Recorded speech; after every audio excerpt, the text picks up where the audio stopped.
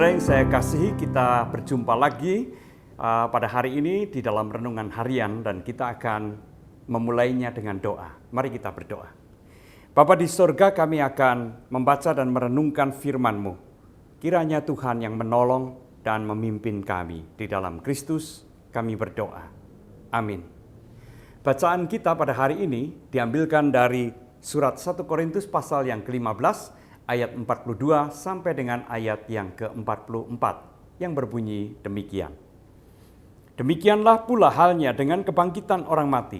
Ditaburkan dalam kebinasaan, dibangkitkan dalam ketidakbinasaan. Ditaburkan dalam kehinaan, dibangkitkan dalam kemuliaan. Ditaburkan dalam kelemahan, dibangkitkan dalam kekuatan.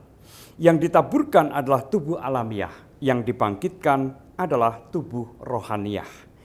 Jika ada tubuh alamiah, maka ada pula tubuh rohaniah. Demikianlah firman Tuhan. Sesuai yang saya kasihi, di dalam kita menjalani kehidupan sehari-hari ini, kita tentu menghadapi berbagai rutinitas, pergumulan, persoalan, dan sebagainya.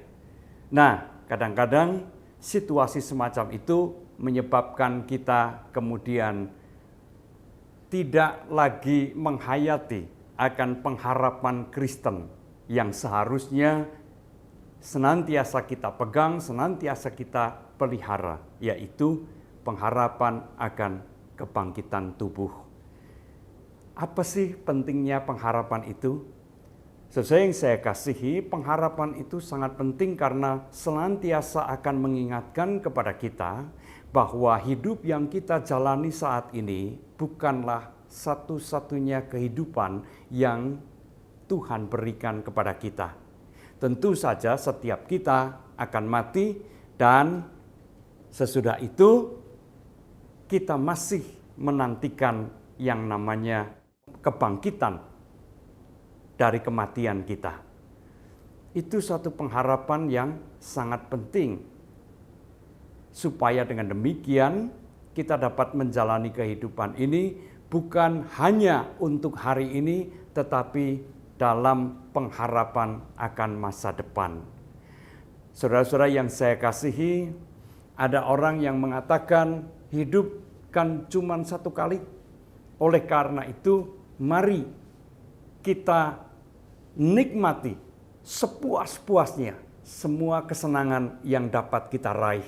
Mari kita kejar semua kesenangan, karena hidup ini hanya saat ini. Sesudah itu kita mati dan selesai. Semuanya, tidak ada apa-apa lagi. Ada banyak orang yang entah disadari atau tidak disadari mempunyai keyakinan, mempunyai pemahaman yang semacam itu, yang kemudian menyebabkan ia mengisi kehidupannya hanya untuk mengejar segala sesuatu yang menyenangkan. Dan yang menyenangkan itu selalu bersifat jasmaniah. Kesenangan-kesenangan maupun juga berbagai hal yang kemudian menyebabkan kita terseret ke dalam dosa. Tetapi jikalau kita menghayati bahwa hidup kita tidak hanya untuk saat ini, tetapi kita menjalani kehidupan ini dengan pengharapan akan masa depan, yaitu kebangkitan tubuh, kebangkitan dari antara orang mati, maka kita akan menjalani kehidupan ini dengan penuh tanggung jawab. Karena apakah kita mengalami kebangkitan itu atau tidak, sangat ditentukan bagaimana kita menjalani kehidupan saat ini. Demikian pula pergumulan-pergumulan, persoalan-persoalan maupun juga tantangan-tantangan hidup tidak akan membuat kita kehilangan arah.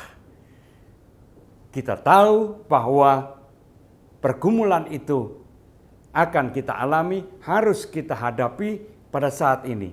Dan jikalau kita menghadapinya dengan penuh tanggung jawab, dengan penuh ketaatan, maka kita juga akan mengalami kebangkitan dari antara orang mati. Tubuh rohaniah, begitu Rasul Paulus menggambarkan, adalah tubuh yang penuh dengan kemuliaan. Tubuh rohaniah berbeda dengan tubuh jasmaniah. Tubuh rohaniah adalah tubuh spiritual, yaitu tubuh yang dipenuhi dengan ketaatan dan kesetiaan kepada Tuhan. Itulah yang akan terjadi ketika kita dibangkitkan dari antara orang mati. Mari kita pelihara pengharapan itu untuk mendasari, untuk senantiasa memagari kehidupan kita saat ini demi masa depan. Tuhan memberkati.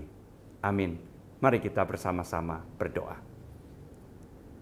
Bapa di dalam surga, kami berterima kasih karena kami boleh diingatkan bahwa hidup kami saat ini adalah hidup di dalam pengharapan akan masa depan sebagaimana yang Tuhan janjikan.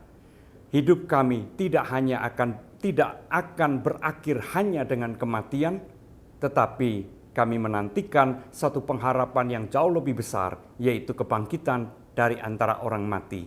Biarlah pengharapan itu kami pegang teguh, sehingga di dalam menjalani kehidupan kami sehari-hari dengan segala rutinitas, dengan segala pergumulan dan persoalannya, kami senantiasa menatap ke depan dengan pengharapan itu. Dan kami akan menjalani kehidupan dan mengisi kehidupan ini dengan penuh tanggung jawab sesuai dengan apa yang Tuhan kehendaki. Di dalam Kristus kami berdoa. Amin.